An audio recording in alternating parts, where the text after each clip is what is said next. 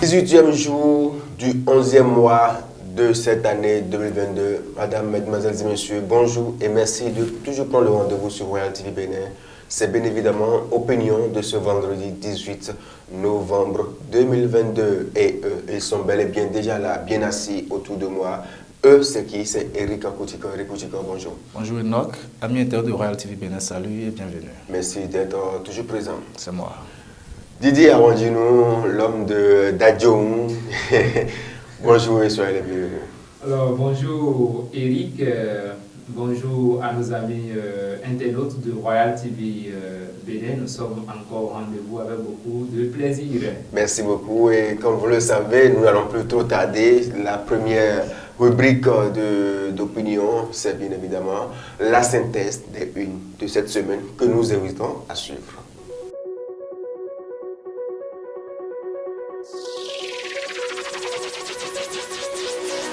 Amis internautes de Royal TV Bénin, salut et bienvenue dans la synthèse des unes des journaux parus dans la semaine du lundi 14 au jeudi 17 novembre 2022. Commençons cette synthèse par le quotidien Le Leader du jour. Réforme au sein des adeptes des cultes endogènes de Kpaou, commune de Ouida.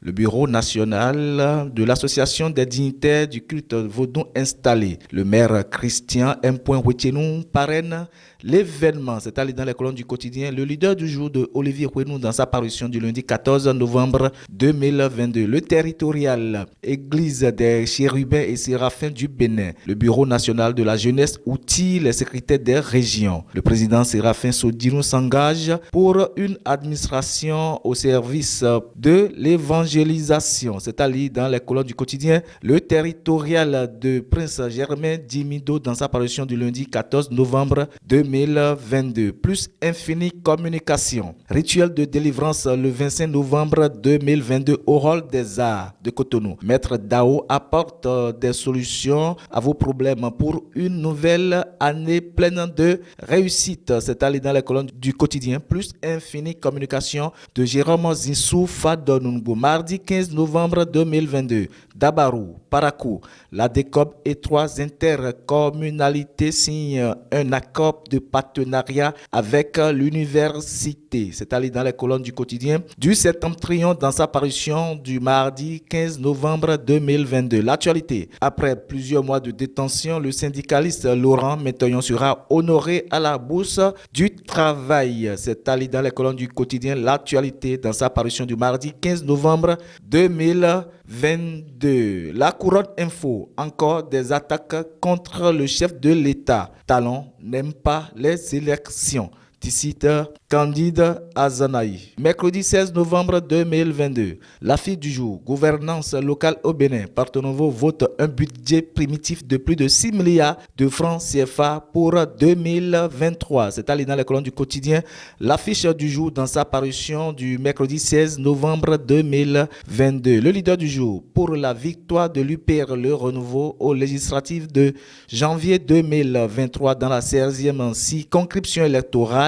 Christelle Rondonumbo Alioza lance l'opération Je mobilise 5 électeurs chaque jour. C'est allé dans les colonnes du quotidien. Le leader du jour de Olivier Rinvor-Ouenou dans sa parution du mercredi 16 novembre 2022. Le territorial collectif des artisans de Dangbo. Gérard Despoints-Acoteillon, PDG de Royal TV Bénin, élu délégué communal. C'est allé dans les colonnes du quotidien.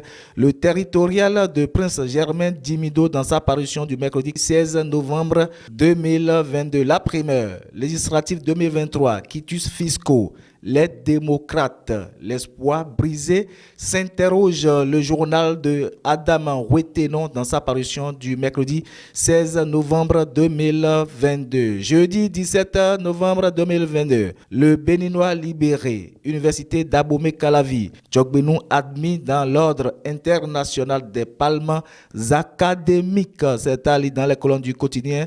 Le Béninois libéré de Aboubakar Takou dans sa parution du jeudi 17 novembre 2022. 2022. Terminons cette synthèse des canards parus dans cette semaine par le quotidien Le Focus. Séance d'échange entre Rongbedi et les leaders de l'UP Le Renouveau de la vallée de l'Ouémé. L'appel à la mobilisation du docteur David Poinsa, c'est-à-dire dans les colonnes du quotidien, le focus dans sa parution de ce jeudi 17 novembre 2022. Amis internautes de Royal TV Bénin, c'est la fin de cette synthèse des canards parus dans la semaine du lundi 14 au jeudi 17 novembre 2022. Merci de l'avoir suivi et à vendredi prochain pour un nouveau numéro.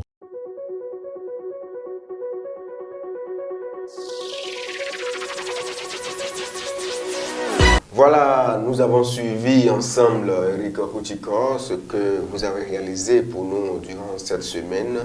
Alors, un petit commentaire sur cette réalisation. Merci à vous, Enoch Monsinon. Comme d'habitude, après la réalisation des canards parus de chaque semaine, il y a toujours un titre qui retient mon attention. Et pour cette semaine, c'est ce qu'a titré le quotidien Le Leader du jour de Olivier Rimvor-Renou qui met en manchette pour la victoire de l'UP, le renouveau aux législatives de 2023 dans la 16e circonscription électorale. Christelle Rondonbo Alioza lance l'opération « Je mobilise 5 électeurs chaque jour ». Vous savez, donc, quand on parle de Christelle Rondonbo Alioza, c'est une dame qu'on ne présente plus. Elle avait dirigé un mouvement dénommé Yon Sogben dans le passé et c'est une dame qui est très active dans l'animation de la vie politique et pour les législatives de 2019 passées dans sa circonscription électorale, peu s'en fallait qu'elle aille à l'Assemblée 8e législature, mais malheureusement, comme le pouvoir c'est Dieu qui le donne, l'heure n'a pas sonné, son heure n'a pas encore sonné. Alors cette fois-ci, elle n'est plus positionnée dans les collines, elle est plutôt positionnée dans la 16e circonscription électorale avec le président de son parti, Joseph Djogbenou. Et pour la victoire de son parti pour les prochaines législatives, elle lance une opération. Je mobilise 5 électeurs chaque jour. C'est une bonne initiative que j'apprécie, mais je ne sais pas là où ça me fait un peu truc là. Je me demande si, avec le nombre de jours qui restent pour le 8 janvier aujourd'hui, chaque mobiliser 5 électeurs par jour jusqu'à la veille de cette élection, c'est ça qui va faire l'affaire, ou bien qu'est-ce qu'elle met dans ça, en dehors de toutes les mobilisations qu'elle avait déjà faites, c'est 5 par jour là qui vont s'ajouter à ce nombre-là pour que le vin soit tiré. De toute façon, je lui souhaite plein de succès parce que c'est une Amazone des temps modernes. Donc, je salue ma dada parce qu'elle est maternellement de chez moi. Elle est ça dans un lycée. Donc, je lui souhaite bon courage et bonne chance à elle. Dada Christelle, bonne chance pour les prochaines législatives. Merci à vous, Eric Kouchikov, qui saluait tantôt Christelle Rondonbo, qui a une nouvelle posture, une nouvelle chevelure que nous apprécions d'ailleurs. Et Didier Arwandino, vous avez suivi également la synthèse de cette semaine. Tout à fait. Et au nom de ma passion et de mon engagement pour l'environnement, j'ai bien envie de choisir le titre que Eric a aimé avec Christelle Rondonbo, une dame qu'on ne présente plus. Peut-être son heure est en train de sonner parce que avec son positionnement au niveau de la 16e et cette opération, 5 militants à mobiliser pour son parti. Je pense qu'en politique, comme on le dit, c'est la gestion. J'espère que vous n'allez plus parler de nos titres. Non, bon, vous allez me permettre. Donc, allez directement sur vos titres. Oui, fort de mon engagement, mon militantisme en environnement, j'ai aimé ce qu'a titré l'affiche du jour avec le maire Marc Gandonou des Agégués, un maire de la vallée de l'Oumé. Participation du Bénin à la COP 27, Marc Gandonou vend les atouts et les potentiels des Agégués en Égypte. On sait qu'il est là-bas avec les 3 autres maires de la vallée de l'Ouémé. Donc c'est beau à apprendre ça, c'est beau à entendre ça, qui sont ensemble à la COP 27 en Égypte. C'est ce que nous avons toujours souhaité, que les maires puissent faire rang ensemble puissent aller au combat, aller sur les négociations ensemble. Dans la semaine, on a lu la presse qui a relayé cette rencontre que nos 4 maires de la vallée ont eu avec le président, sinon le premier responsable de la Banque africaine de développement au sujet du Payabo. Qu'on ne présente plus un projet qui révolutionne un peu l'agriculture dans la vallée de Lomé sur plusieurs plans, l'irrigation, l'aménagement, l'insertion des jeunes, avec sa stratégie de faire les appuis en matériel de travail, en machines et autres pour les femmes, les jeunes et autres. Non, le Payabo, on ne présente plus. Donc nos maires sont en Égypte pour parler de l'environnement. Je crois que c'est un bon signe pour la vallée de Lomé. Je leur souhaite un bon séjour en Égypte. Le maire Thierry Tolébé de Bonou, le maire François Zango d'Adjong, le maire Mauro Diossou de Dango et le maire Marc Gandonou. Donc que ça se passe très bien pour eux en Égypte. C'est-à-dire pour que la vallée puisse avoir des retombées à l'issue de cette COP de 27. C'est bien un bon signe, comme je le disais, pour la vallée de Lomé, une région très riche. Nous avons assez de potentiel. Nous n'allons plus présenter la vallée de Lomé que nous connaissons tous, mais que jusque-là, qui est toujours, je dirais, toujours vierge. Vierge, mais exposée à des intempéries. J'espère que d'ici là, l'un de ces 4 maires va vous nommer consultant de la vallée de Lomé. Merci à vous. J'espère qu'ils vous entendent. Merci à vous. J'espère qu'ils vous entendent. Didier Awanjinou. Alors, nous allons prendre une courte pause pour tout juste descendre dans la deuxième étape de cette émission. C'est bien évidemment décryptage.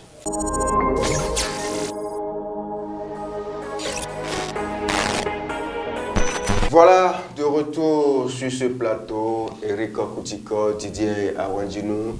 Nous sommes presque en janvier et dans les différents états-majors, ça se bouscule, les campagnes sont proches et déjà la Sénat a fait ce qu'il faut. Beaucoup sont appelés, mais peu sont retenus. Au total, ils sont 6. Il s'agit bien évidemment du Bloc républicain, l'Union progressiste, le Renouveau, Mouel Bénin, l'UDBN, si je ne me trompe, et le MPM. Voilà, l'FCBE aussi. L'FCBE de Paul Roubaix. Voilà les 6 partis retenus qui ont eu le précieux sésame, le récépissé définitif, qui vont compétir à partir du 8 janvier prochain. Eric Koutiko, comment voyez-vous ces partis? On ne peut plus tasser le gouvernement ou le président pakistanais de dire que les élections ne sont pas inclusives. Merci à vous. Et donc, vous savez, nous ne sommes pas des politiciens. Sinon, je dirais, même si l'ennemi est mal habillé, il faut apprécier quand même son habillement. Donc, je tire coup de chapeau à ces 6 partis, 6 formations politiques qui ont pu obtenir leur sésame pour pouvoir participer aux élections législatives de janvier 2023. Contrairement en 2019 où il n'y a que 2 partis qui ont respecté les tests et pour pouvoir prendre leur récépissé définitif, pour prendre leur récépissé définitif pour pouvoir prendre part aux dernières élections là. Aujourd'hui, c'est 6 partis qui vont compétir. C'est déjà saluable.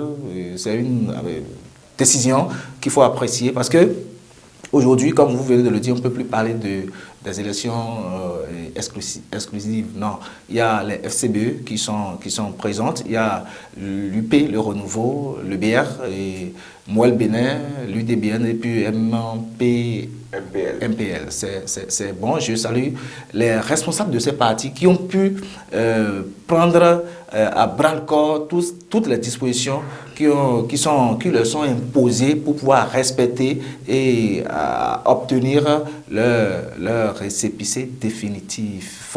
C'est important. Je salue également les équipes qui ont travaillé, sinon l'équipe de SACAF, Fikara. Saka Lafia. Saka Lafia, autant pour moi, puisque nous sommes à Tangbo. Quand on dit Saka, je pense directement à cet animal politique-là.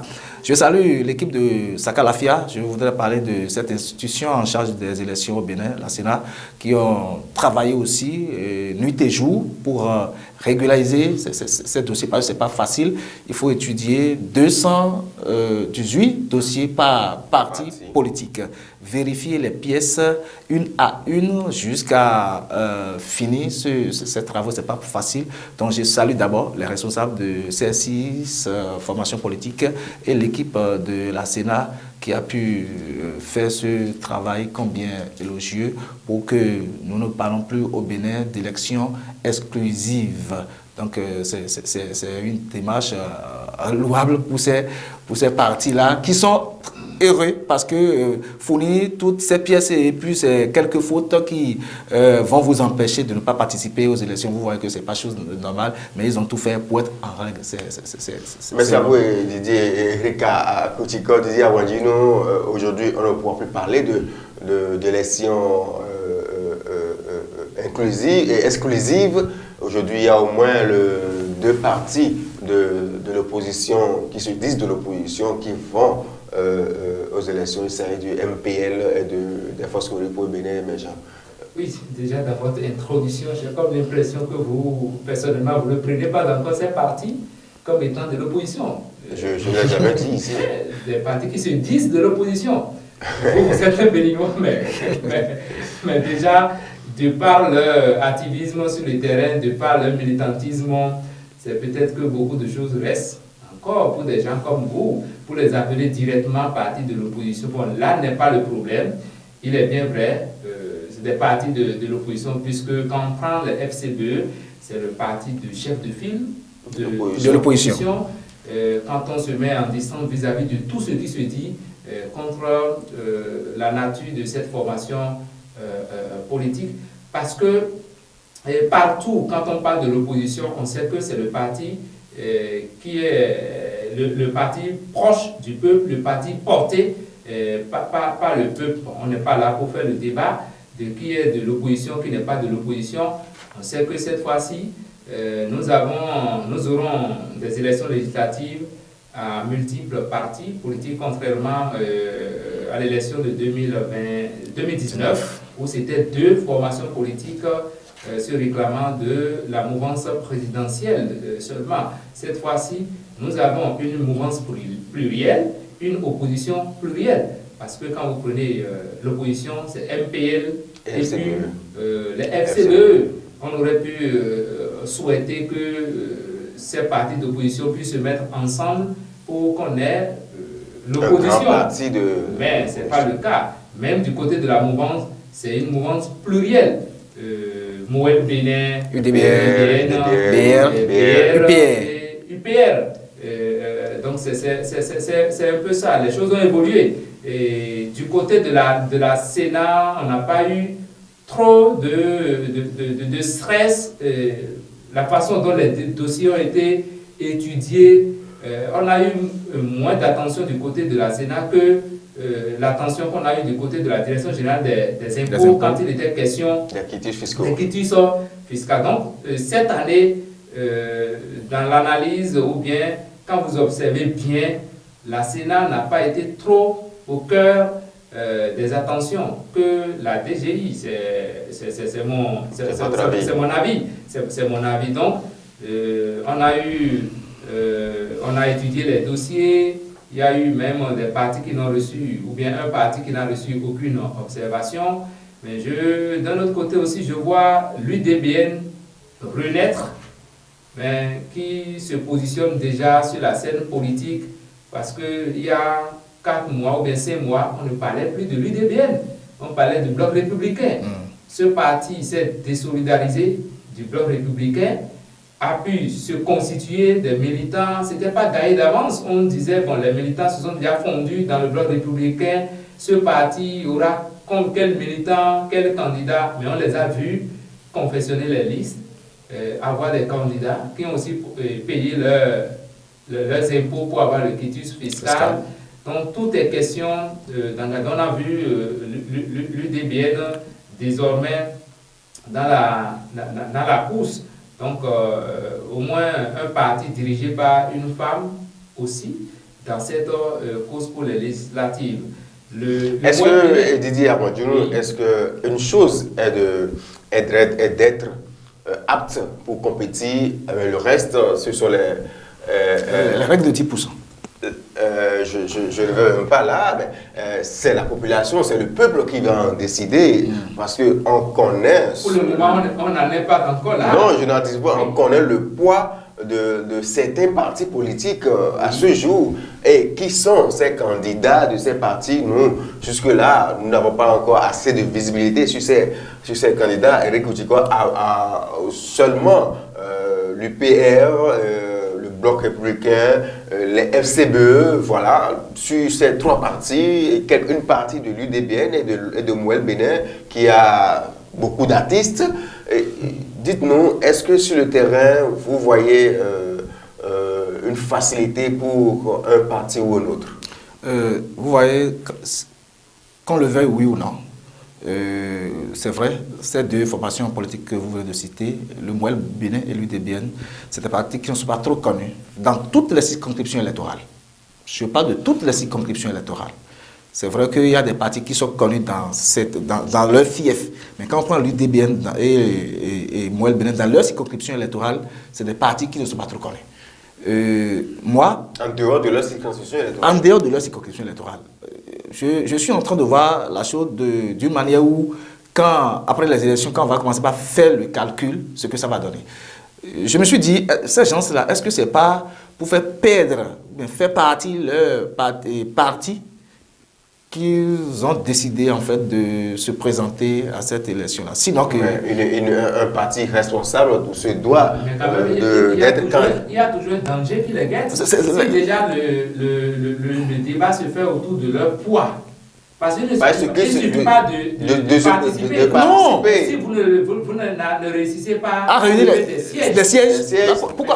Pourquoi encore aller aux élections? Quand vous participez successivement à des élections, mais vous ne gagnez jamais. Vous ne gagnez rien. Pourquoi? Si c'était dans le passé, avant 2019, on connaît l'UDBN. L'UDBN a toujours envoyé de députés à l'Assemblée nationale. Mais avec les nouveaux codes électoraux, je crois que ça ne peut pas marcher. Bon, c'est vrai, il faut faire reconnaître le parti, il faut animer le parti. Donc, c'est dans ce sens-là, selon moi. C'est déjà bien de participer. Le reste, on le saura au soir du quand je prends la tête de liste de Mouel Bénin dans la 20e circonscription électorale, je vais nommer l'aîné Arissou. Tout le monde le connaît. Il a été même le directeur des chefs services techniques, actuel directeur de cabinet. Vous voyez. Donc, c'est vrai, il est d'Adjoum, mais face à un certain David Kouensa, dans son Akbalanou natal, je crois qu'il n'y a pas marche. Alors, si c'est des gens comme ça qu'ils ont positionné dans toutes les 24 circonscriptions électorales, vous voyez le résultat déjà, ça ne va rien donner. Donc, c'est vrai de participer pour montrer que l'élection, elle est inclusive. Mais il ne faut pas partir pour partir. Si c'est que vous allez partir pour partir, je crois que ce n'est plus de la peine. Oui, mais... c'est là mon inquiétude tout au début de l'émission sur cette étape. Et quand je dis, je vois une mouvance plurielle, une opposition plurielle. Parce que si c'est pour le plaisir de participer, et que votre poids, déjà, les gens ne croient pas à ce que vous représentez, les gens ne vous attribuent même pas par anticipation des sièges. Donc ça pose déjà un problème. Mieux vaut ne pas participer. Il ne suffit pas de dire bon. Il faut pas. Mais non, c'est clair. C'est quand même laisser les partis participer. Non, il ne suffit pas de dire on a beaucoup de partis qui participent. Non, c'est pas là le problème. Parce qu'au Parlement, on parlera de minorité et de majorité. Mais ces partis ont des rêves. Et permettez-leur de réaliser leurs rêves. Vous venez de... Nous, ici, nous ne donnons que notre opinion. Mais c'est ça. Vous venez de parler...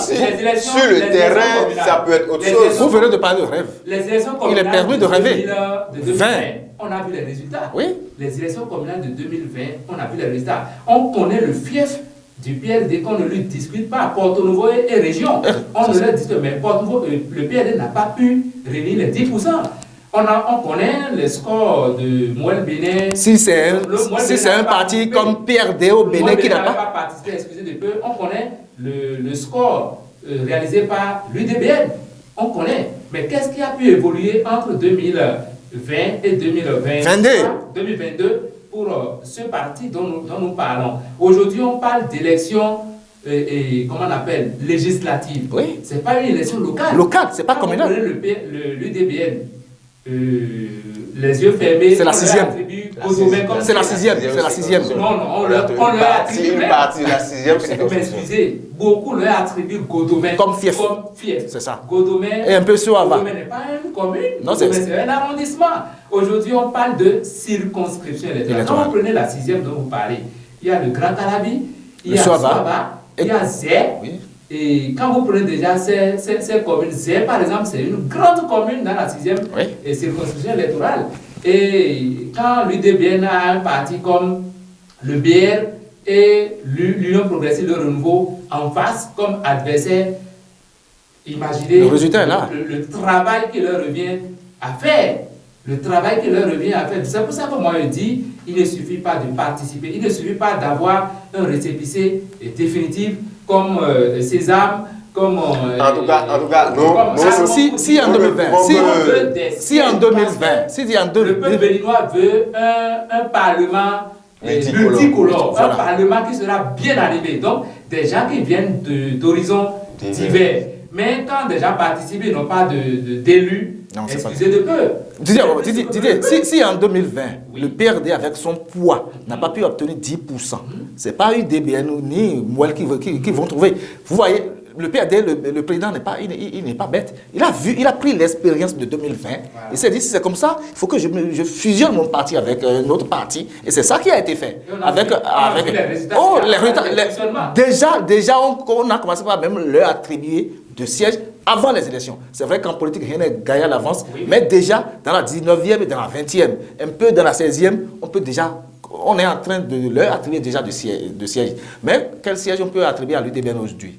À Mouel Bénin, dans quelle circonscription électorale? Je ne crois pas. Donc il y a le code est clair. Affaire de 10% là, cette affaire attend cette information. Il ne faut pas partir pour partir. En tout cas, non, merci à vous Didier. Dans les grandes démocraties, les intentions de vote, les sièges qu'on vous attribue avant le vote, et les sondages, les tendances et autres là, ça aide psychologiquement le moral pour les partis politiques. Mais quand vous êtes parti dans l'opinion, beaucoup ne croient pas en ce que vous représentez. C'est de la plaisanterie. Ça pose un problème. Donc, le Bénin continue de faire l'expérience des partis politiques. Donc, il nous revient. Il faut que les gens essaient de voir comment fonder les grands ensembles.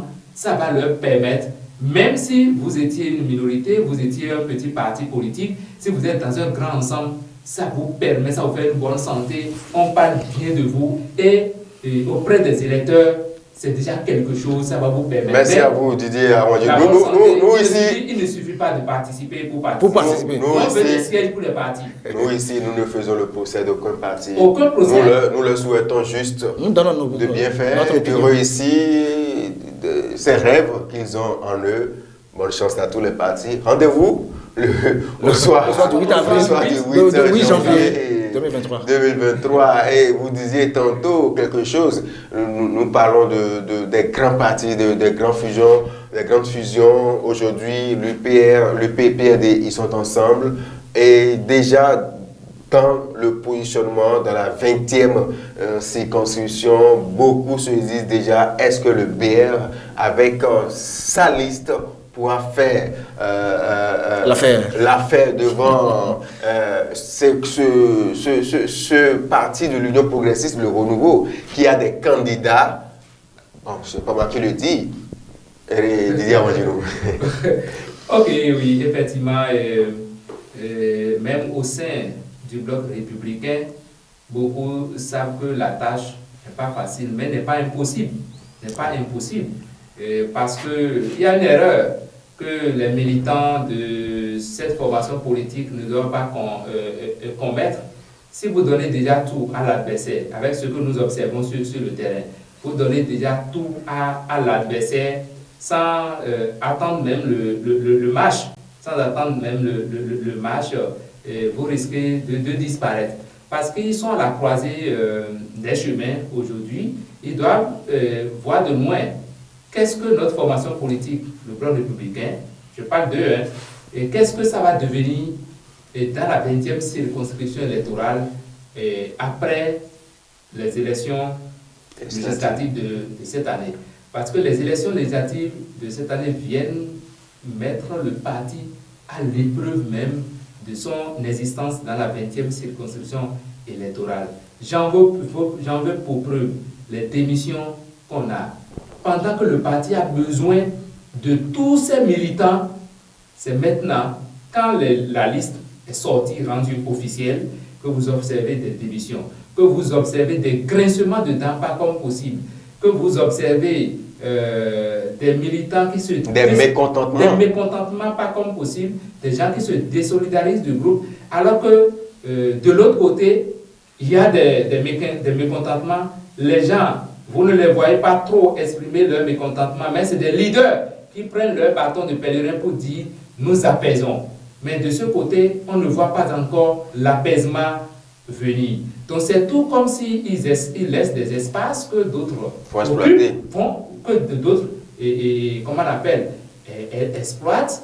Donc c'est un peu pour dire les leaders du Bloc républicain, à commencer par le candidat tête de liste dans la 20e circonscription électorale, on le surnomme bulldozer aussi comment on appelle, à Dango ici ou bien dans la vallée de Lomé.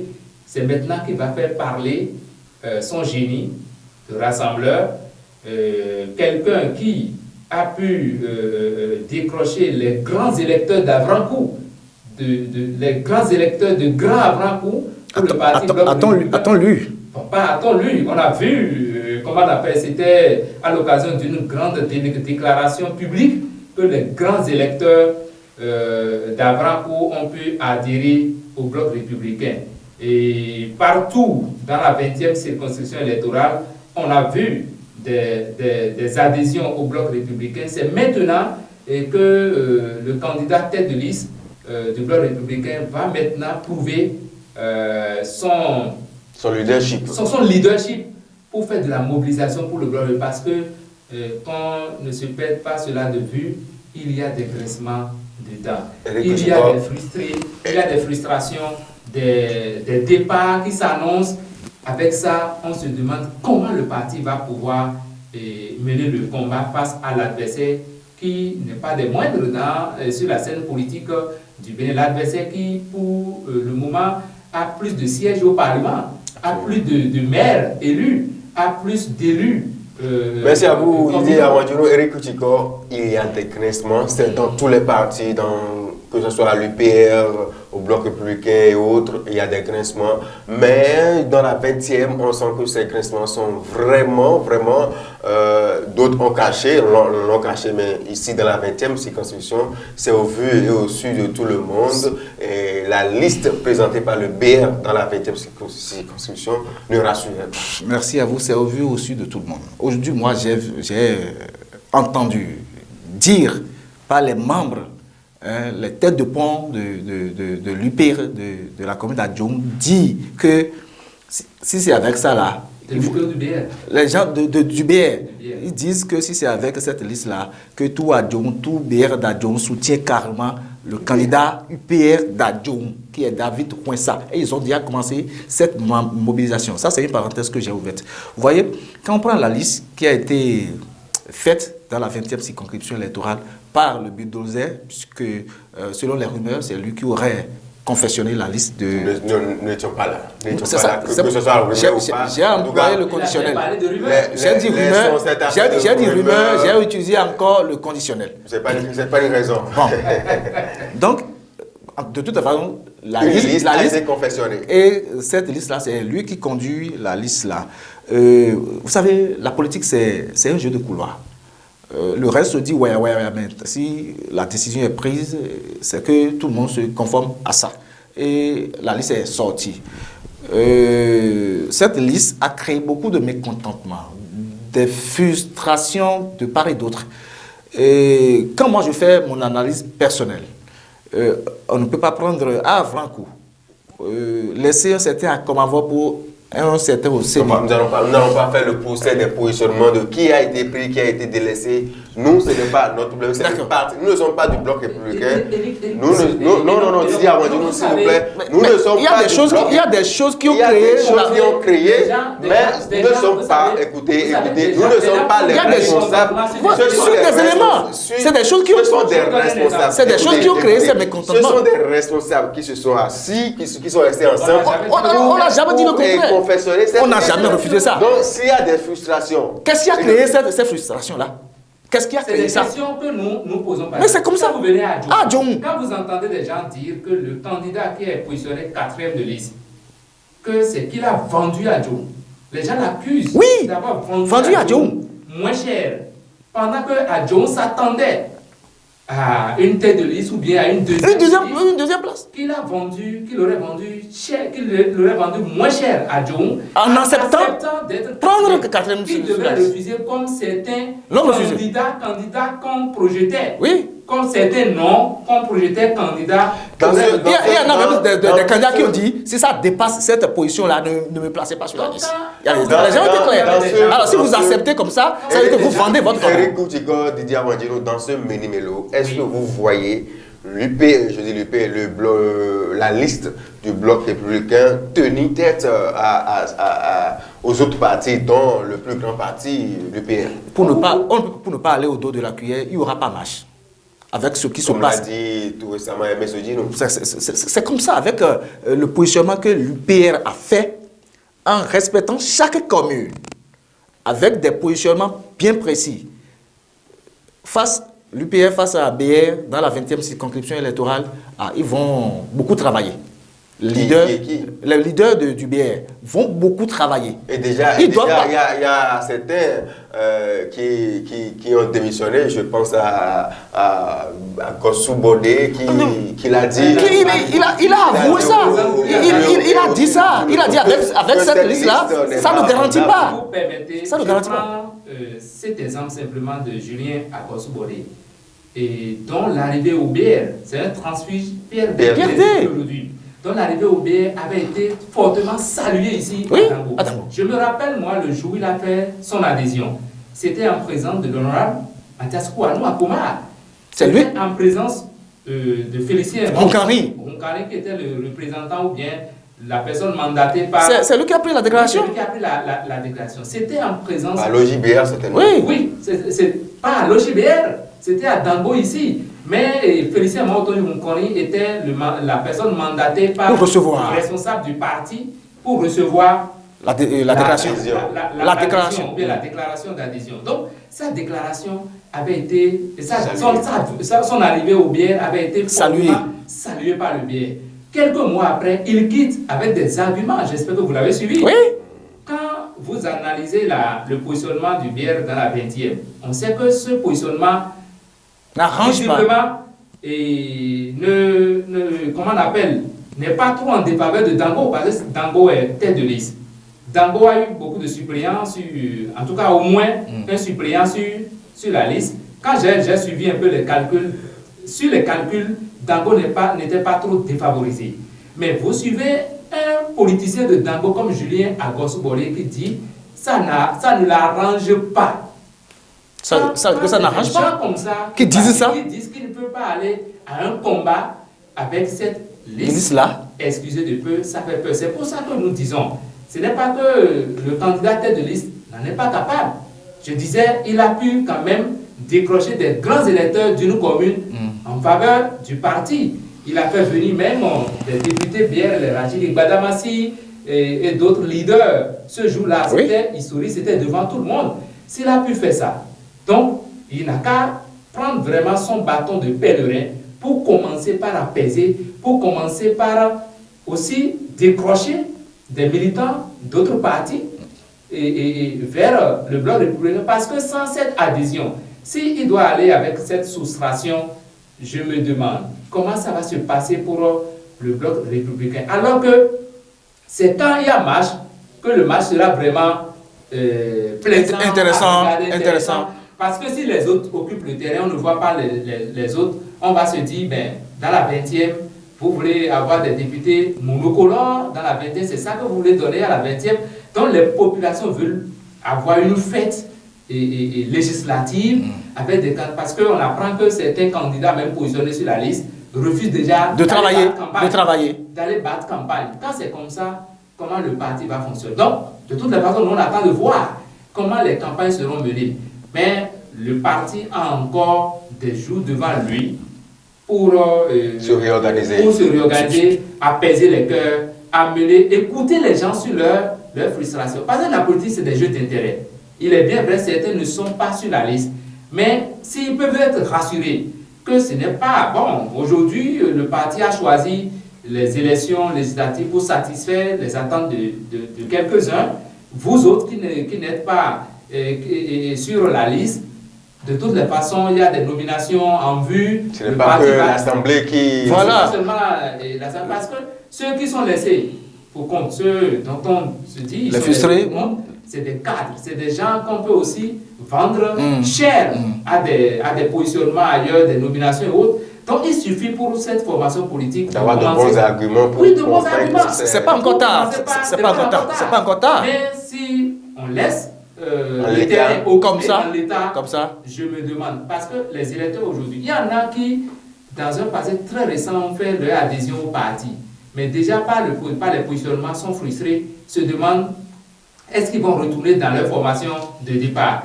Si la formation de départ donne la main, les rassure, non, vous êtes parti, mais nous on n'était pas pour autant mécontents, vous pouvez venir, vous avez toujours votre place. Quand la politique est un jeu d'intérêt et on les reprend comme ça là, vous pensez que c'est ça qui va arranger le En tout cas, c'est... Ce n'est pas impossible. Non, c'est pas impossible. L'honorable Akoma peut encore gérer la situation. Parce que nous avons encore quelques mois devant nous. C'est à lui de prendre son bâton de pèlerin. Nous avons juste à peine un mois. Hein. Oui, c'est pas petit en politique. Un mois pour régler les choses, c'est pas aussi petit. Donc, il n'a qu'à prendre son bâton de pèlerin et faire commencer par... Il va s'humilier. C'est important. Qu'il s'humilie et aller vers les gens, ces gens-là. Parce qu'il y a des gens qui ne sont pas... que la population attend voir sur la liste, mais la population ne les a pas vus. Il y a déjà ces bases-là de ces gens qui disent, si c'est ça, on attend juste le mot d'ordre. Donc l'honorable Akoma a encore le temps. Et puis je sais qu'il est aussi capable de régler ces dysfonctionnements. Sinon, si ça va rester à cet état-là, je crois qu'au soir de janvier 2023, parce que le résultat sera les autres ne sont pas sur la liste. Mais si sur le terrain, on ne les voit pas aussi à côté, c'est fini. On ne les voit pas aussi dans la danse. Dans la danse. Terrain, vous savez, ceux qui se disent, bon, on n'a pas positionné nos fils, ou bien on n'a pas positionné nos leaders, on les écarte aussi sur le terrain, on ne les implique pas dans les campagnes, et c'est tout comme si pour le parti, eux n'existent plus. Quand ça commence pas à se dire ainsi, c'est fini. Vous savez, les populations là, c'est le bordel. En tout cas, Dangbo, la commune de Dangbo risque d'avoir 2 députés comme... Oui, logiquement, avec les positionnements. Tête de UPR, Dangbo tête de UPR. Oui, depuis la 6e législature, 7e, Dangbo a toujours au moins 2 députés. Dangbo est dans de bonnes grâces. Oui, parce que si je prends la 7e législature, Dangbo avait 3 députés. Il y a l'honorable Agouyete, l'honorable Kodjo Simplice et l'honorable Gbenou.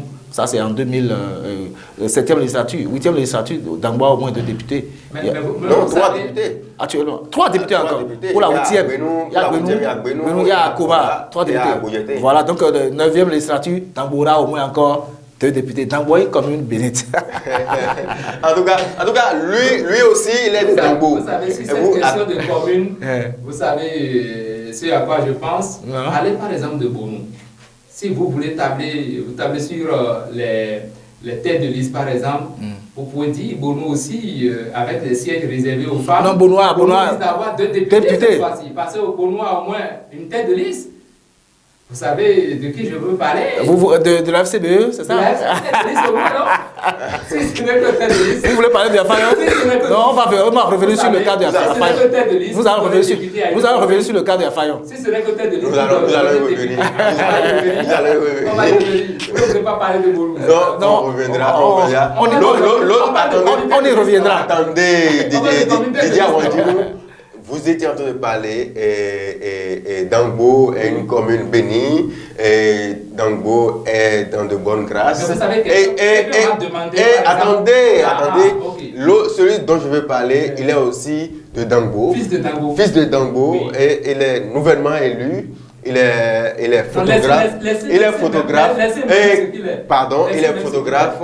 Il est le délégué communal de la chambre artisanale du Bénin, de la Confédération des artisans pour le compte de Dangbo. C'est bien évidemment Gérard Dansou à Cotaillon, qui est le PDG de Royal TV, qui est maintenant élu, le plébiscité, je dirais. Sans challenger.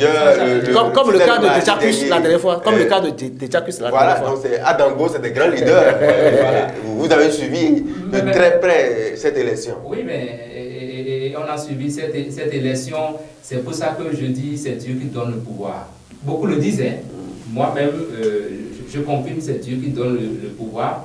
Parce que certains tapis d'un homme, ils ont pu empêcher que déjà, on ne commande pas dire Gérard est élu depuis samedi. Ils ont pu retarder. Depuis mardi. Depuis mardi, voilà. Ils ont pu retarder l'heure de Dieu. On peut le dire. Ils ont retardé l'échéance, mais pas l'heure de Dieu. Je me reprends. Ils ont retardé l'échéance, mais pas l'heure de Dieu. Sans savoir que Dieu a son plan. Dieu a son plan. Donc c'est pour dire, on aurait pu commencer par dire Gérard élu délégué communal des artisans de Dangbo depuis, mais ils ont tout fait. Et l'homme, comme Dieu a son plan, il a pu se faire élire sans challenger. Si c'était ce samedi-là, ça aurait été avec un challenger. Mais on a compris que tous les artisans de Dangbo ont pu faire bloc derrière Gérard à Cotaillon. Je voudrais les inviter à l'accompagner, telle une chance. Parce que si vous élisez quelqu'un de cette façon, vous l'accompagnez, c'est votre corporation, c'est votre profession qui gagne. Vous parlez le même langage. Vous allez au combat pour négocier ensemble. Parce qu'il y a d'autres échéances en vue. Il y a l'élection au niveau départemental. S'ils peuvent faire l'effort d'envoyer leur délégué communal élu au sein du bureau départemental, il y a le bureau national peut-être en vue aussi, c'est Dangbo qui gagne. Donc je dis, c'est une chance pour Gérard parce que c'est quelqu'un qu'on ne présente plus ici à Dangbo en termes d'artisanat. C'est un photographe pontin, c'est un photographe très humble. Je me rappelle son atelier, Palais Production, son studio, c'est comme ça. Studio. Pour les photographes, on parle de studio. Palais Production. Juste non loin de l'église catholique de Notre-Dame de Lourdes de Dangbo. Il a là des rêves et ça a évolué pour devenir une télévision en ligne où nous sommes. Si vous nous suivez, si vous aimez l'émission où nous sommes, l'opinion, c'est grâce à Gérard à Cotaillon. Regardez simplement sur le plan de visibilité, de management, de communication, ce que Gérard peut faire gagner aux artisans de Dangbo comparativement et aux autres communes, c'est énorme. Donc c'est pour ça que je dis, ils ont bien fait de porter leur choix sur quelqu'un comme ça. Et je prends Gérard comme quelqu'un d'aussi de bien libre qui peut se sacrifier et comment on appelle pour les artisans de Dangbo parce que être élu à ce niveau, c'est des réunions sur des réunions, c'est des sorties sur des sorties. Vous n'avez plus assez de temps à consacrer à votre atelier, à votre studio, votre activité privée, à vos apprentis et autres. Donc quand vous prenez quelqu'un de relativement libre comme ça pour vous représenter, c'est une chance. C'est pour ça que samedi, quand moi j'ai lu les récriminations, quelqu'un qui disait il n'a pas d'atelier, il n'a pas d'apprenti. C'est manque d'arguments, c'est manque d'arguments. Ça, c'est manque d'arguments. Je dis, mais quels sont ces arguments pour éliminer quelqu'un quand vous savez que la personne est déjà de votre corporation? Donc je me dis, bon, les élections sont passées, le reste maintenant c'est travailler pour le monde artisanal de Dangbo qui a beaucoup à faire. Parce que quand vous prenez les artisans de nos communes, ce qui leur manque c'est le management. Ils font beaucoup, hein, mais vous ne les voyez pas sur le marché national. Vous ne les voyez pas. Il y a le management, il y a la communication, il y a le marketing. Maintenant, je dis, c'est déjà une chance. Et je demande à Gérard, à Cotillon, je le connais très humble, très dévoué. Il aime ce qu'il fait, de tendre la main à ceux-là qu'on peut qualifier de dissidents ou bien d'opposants. Les élections sont terminées. Il n'a qu'à travailler avec tout le monde. Je crois en sa capacité de conciliation, de tendre la main à tout le monde. C'est l'un des défis qui... Merci à vous, Didier Awadjuro. Eric Kouchiko, vous avez suivi de bout en bout cette élection. Oui, pour la petite histoire, je voudrais vous rappeler que pour les élections passées du collectif des artisans de Dangbo, Gérard Cotillon a été recalé à une seule voix près. Donc le pouvoir, il est divin, c'est Dieu qui le donne. Sinon, il devrait être le président du collectif depuis. Il était recalé à une seule voix près. Et son challenger qui l'accuse de tous les noms, là, il était où? Il savait que Gérard est un photographe. Il a une maison de production, Palais Production. Voilà. Et Gérard, jusqu'à l'heure, a continué de produire des artistes. Tout à fait. Donc, quand on va prendre les photographes de Dangbo, Gérard n'est pas des moindres. Vous voyez? Donc, quand l'heure a sonné, l'heure a fait sonner, Gérard est devenu le délégué communal. Le chouchou de tous les artisans. De tous les artisans. Du collectif, simplement, librement. Connaissant Gérard, comme l'a dit le chef programme de la radio La Voix de la Vallée, c'est quelqu'un qui est très humble. Il ne fait même pas patron. Quand Gérard est ici, à Royal TV Bénin, si vous venez, vous êtes étranger, quand on ne vous dit pas que c'est le promoteur, personne ne le saura. Donc il travaille, il parle humblement avec tout le monde. Gérard, dans son programme d'action pour sa mandature, il a beaucoup de projets pour le monde artisanal de Dangbo. Gérard va créer d'ici là une base de données pour enregistrer tous les artisans de la commune de Dangbo. Et tous les apprentis de toutes les formations à divers niveaux seront recensés dans la base de données. Il a de grands projets pour le monde artisanal de Dangbo. Donc, envoyer Gérard comme le délégué communal, c'est faire gagner le domaine artisanal de Dangbo sur le plan national. Vous voyez, Gérard a beaucoup de vision pour ces gens-là. L'homme a placé son mandat sous le signe de l'amour et de la réconciliation. Vous voyez, c'est fort. Donc lui-même, il ne veut pas avoir d'adversaire. Il veut se réconcilier avec tous ses dissidents, avec tous ses adversaires. Et c'est vrai, bon, je dirais peut-être que je suis dans le secret des dieux. Même le président sortant, qui devrait être son challenger, Gérard a une grande surprise pour lui d'ici, dans 2 jours. Donc il veut étonner. Il veut montrer à tout le monde que avec lui, seule l'union fait la force. Et c'est ensemble que, c'est entre griffes, c'est ensemble que les fourmis maillants traversent le fleuve. Donc Gérard veut travailler la main dans la main avec tous les artisans de Dangbo. Donc c'est une chance pour la commune de Dangbo. L'histoire de Gérard Cotillon, c'est un homme vraiment humble, que moi j'ai connu il y a très longtemps. L'homme a fait la télévision Golf TV, il a été correspondant de la chaîne 2 où on s'est connu. Il est jusque-là actuellement correspondant de TVC, la télévision Carrefour. L'homme est immense en matière de visibilité, de relations. Je pense que vraiment il apportera un plus aux artisans de la commune de Dangbo. Pourquoi pas d'autres communes et environnantes qui auront besoin de son expertise, de son expérience dans le domaine. Voilà, Eric Kouchiko, Didier Awadjuro, nous sommes pratiquement à la fin de cette émission Opinion de ce vendredi 18 novembre 2018. Un mot pour conclure rapidement. Un mot pour conclure, comme on le dit, l'impossible n'est jamais béninois. Le peuple béninois, comme l'a dit l'ancien président Mathieu Kérékou, va toujours étonner. Je ne veux pas aller dans les détails. Je sais que quand nous prenons, par exemple, le processus en cours pour les législatives, il y a des grincements dedans, mais que Dieu aide notre pays à traverser tout ça là. L'impossible n'a jamais été béninois. La paix, la paix, la paix. Merci à vous, Didier Awadjuro. Eric Kouchiko. Didier Awadjuro a travesti mon idée, sinon je voudrais parler du Monseigneur de Souza, plaise au ciel qu'aucun bain de sang et nous porte dans ses flots. Paix pour le Bénin, paix et paix. Merci à vous, Eric Koutikor. La paix n'est pas sous un mot, mais c'est un comportement. Cultivons la paix partout où nous sommes, cultivons la paix et la paix nous suivra. Voilà, ce sera tout pour Opinion de ce vendredi 18 novembre 2022. Rendez-vous vendredi prochain pour l'ultime rendez-vous de ce mois de novembre. D'ici là, portez-vous bien. À bientôt.